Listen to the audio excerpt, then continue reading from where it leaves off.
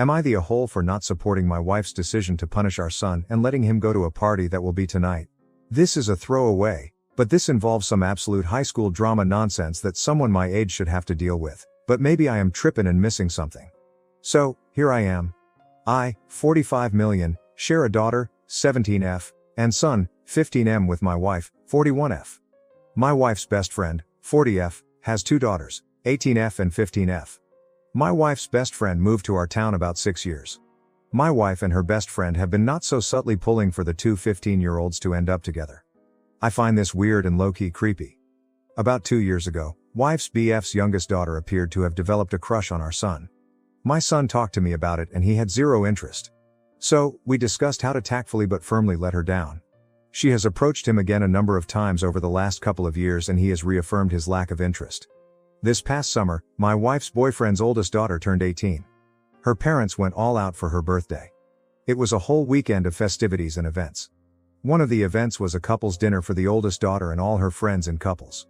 The younger daughter of wife's boyfriend wanted to go to the dinner but did not have anyone to go with. She asked my son, and he agreed to go, but only as friends and just this one time. So, they went together.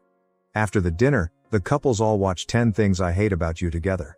It was my son's first time seeing it and he commented that he thought the Heath Ledger singing scene was cool. This is important later. My business partner, 44 million, every year, for the last 5 years, throws a huge Halloween party. All our employees are invited along with close friends and family. The party requires a costume. And at this party, there are prizes for best individual costume, group costume, and couples costume. My wife's boyfriend and her family are obviously invited every year. This year, the Halloween party is tonight, October 26th. So, let me get to the reason I am here. About a month ago, my son is at school, and comes towards him as my wife's BF's younger daughter with a whole song and dance routine. She ends it by asking him to be her date for the Halloween party. My son was so frustrated and reiterated, for everyone to hear, that he is not interested in her like that at all. Of course, it being high school, some kids laughed and she ran off crying. She has been bullied pretty badly because of it. My wife's boyfriend is livid and thinks our son owes her daughter an apology. My wife agrees and thinks, at a minimum, he needs to defend her against the bullying. My son has said that for 2 years he has told her he is not interested and reiterated it over and over. At this point, he thinks it's kind of harassing to him and it is not his role to defend her harassment of him. I agree with my son. My wife and I have had a number of disagreements about it since it happened. Well, things have intensified in the last couple of weeks or so because another girl, who wife's BF's daughter apparently does not like, asked our son to be her date for the party and he agreed. They are doing a pretty dope couple's costume. This has really pissed off my wife because she thinks he should, at least, not go to the party with another girl out of respect. I think that is ridiculous. I plan on driving them to the party with me. My wife now does not want to go to the party and is saying I am an AH and raising our son to be one. So, AITA, Update 1. Given the events of the past couple of weeks, I thought I would give an update. My wife did not come to the Halloween party. I took my son and his friend and they had a great time. Unfortunately, only came in fourth in the couple's costume voting. After the party, tensions with my wife died down considerable. She still felt what I did was wrong but she took a what is done attitude. The bullying at school has gotten more intense. Apparently, my wife's best friend's daughter confronted the girl who my son did take to the Halloween party. That escalated the bullying from other girls and 2 factions have formed among the girls in 2 grades over this and it has gotten out of hand. Apparently some accusations have been thrown around about cheating at my son by various girls. My son has been unbothered because all his truly good friends know the truth. Last Friday we got a call from the school wanting to meet with us about the situation since my son was the source, their words, not mine, of the issues. We met with some of the administration, and one of the teachers, on Tuesday. They wanted my son to help the situation by defending my wife's best friend's daughter to their classmates.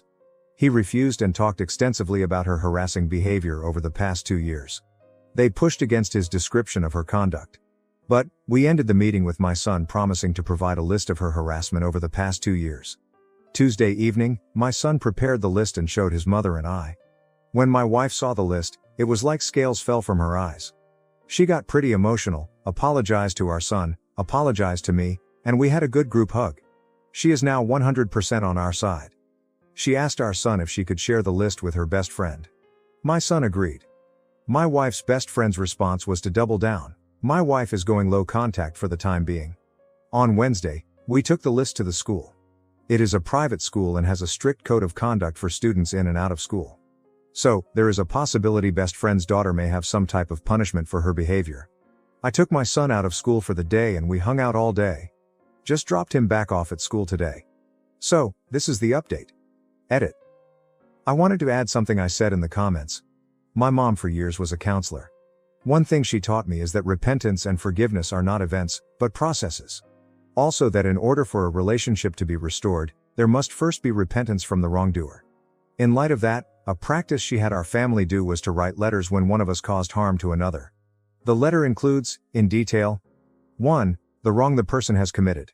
2. The resulting harm that was done. 3. The immediate actions that will be taken to mitigate the harm. And 4. The long-term actions being taken to mitigate the harm, ensure the action is not repeated. My wife is currently working on her letter. The person who receives the letter can respond and request that additional actions be taken to address the harm done. My wife knows she is only at the beginning of the process and that it is going to take time.